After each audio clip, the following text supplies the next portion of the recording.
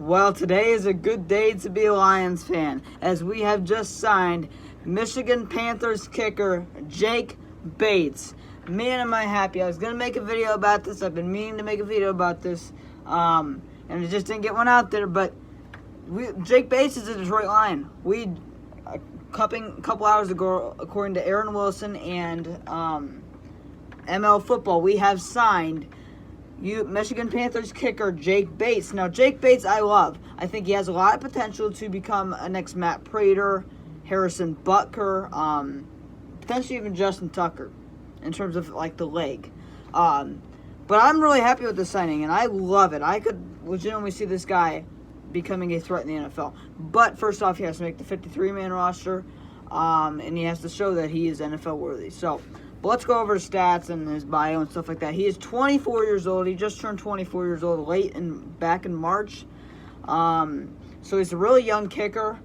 I'm also curious to see what he gets. If he gets a UDFA type deal where he gets like a 3-year, $2.5 million deal, or if he just gets a base 1-year deal, $1 million or something like that.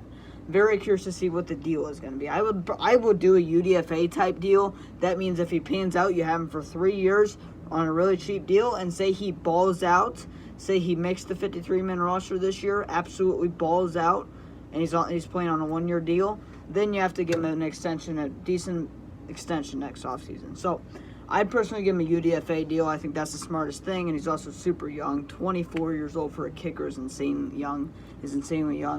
But Jake Bates in the UFL, he never attempted a kick in college. He was from Arkansas in college.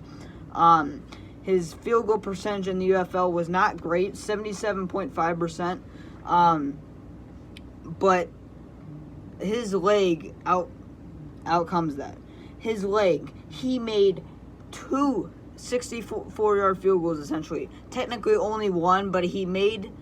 let me start with this. His first ever attempt in the UFL, or first field goal attempt since high school, was in a game where it was trying to kick a game winner 64-yard field goal, okay? He made a 64-yard field goal. I believe it was the Battlehawks who they were playing against. The Battlehawks called a timeout. And Jake Bates still attempted the kick anyway. He made it with plenty of distance to spare. And then Jake Bates had to reattempt the kick, obviously, because the Battlehawks called a timeout. He reattempted it. Again, made it with ease. So his first 2 field goals since high school were both 64-yard field goals. Nailed both of them.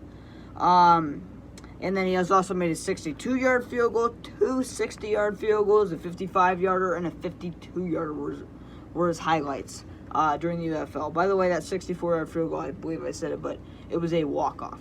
So all that pressure, and he was still able to make it.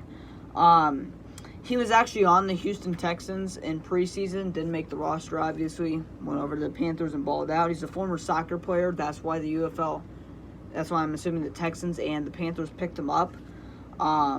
Is because his leg came from soccer, and they thought, it's worth a shot, and see why. But Jake Bates, man, is a Detroit Lion. I love this. This brightens my days so much. You don't understand. Because this is the dead part of the offseason. Minicamp's over. OTAs are over. Everything's over until training camp now. You'll see probably make the Lions will sign a couple more guys this offseason. Got stuff like that, depth pieces, maybe one more big signing. But Jake Bates is going to be really cheap, and I'm also looking towards, within the next couple of weeks, is Yannick Ngakoue possibly being a Detroit Lion? Is Quandre Diggs potentially could come back? You got guys like John Johnson, who I think would be very interesting to take a look at. But with signing Jake Bates, this changes everything for me. We now potentially have our kicker of the future. Now, again, he has to show out in preseason, has to show out in training camp, and has to make the team. But this is personally what I'm doing as of right now, at this very moment, 6/14/2024. This is what I'm doing. I'm having Jake Bates make the 53-man roster and putting Michael Badgley on the practice squad. Now, some people think Michael Badgley would get poached. I don't believe that. I don't, because he made the practice squad last year when he was essentially our kicker for the whole entire season, going, I believe it was 21 for 24 or 24 for 27. Can't remember exactly. But he was able to make the practice squad. And the fact that he only attempted like 6 kicks for us total last year, I don't think he gets picked up. The only way I could see him getting picked up is because of that 54-yarder he made against the Rams in the playoffs. But that's what I would do. I would have Badgley in the practice squad over James Turner, simply for the fact that Badgley's got experience and James Turner doesn't. That's literally the only reason why. I've heard that James Turner's been outperforming Badgley in OTAs and minicamp, but we know what Badgley can do. I trust Badgley. But just Jake Bates with all this potential, I just had to put him on the 53 man. There's no way, by the way, Jake Bates would make the practice squad, in my opinion. He would get poached immediately.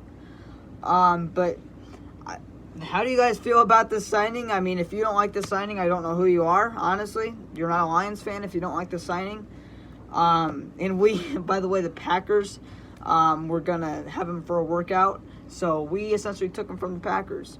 So Jake Bates stays in Michigan. We take him from the Packers. So I can hear Packers fans starting to cry already. We'll have to see that. By the way, also, Jake Bates is a kickoff specialist. So that means potentially Jack Fox no longer has. That's also something Badgley does not have, is a kickoff ability. Jack Fox doesn't have a great kickoff ability either, and Jake Bates does. So this changes everything for me in the kicker position.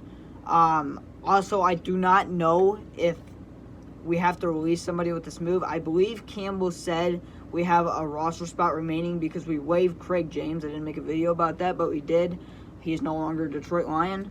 Probably wasn't going to make the team, but I liked his potential. I liked what I saw from him on the Jets, but he's no longer a Detroit Lion because of an injury. But hopefully he gets picked up somewhere else. But Jake Bates, kickoff specialist, and I cannot wait for him to see him in training camp, preseason, all that good stuff. So, one pride, go Lions.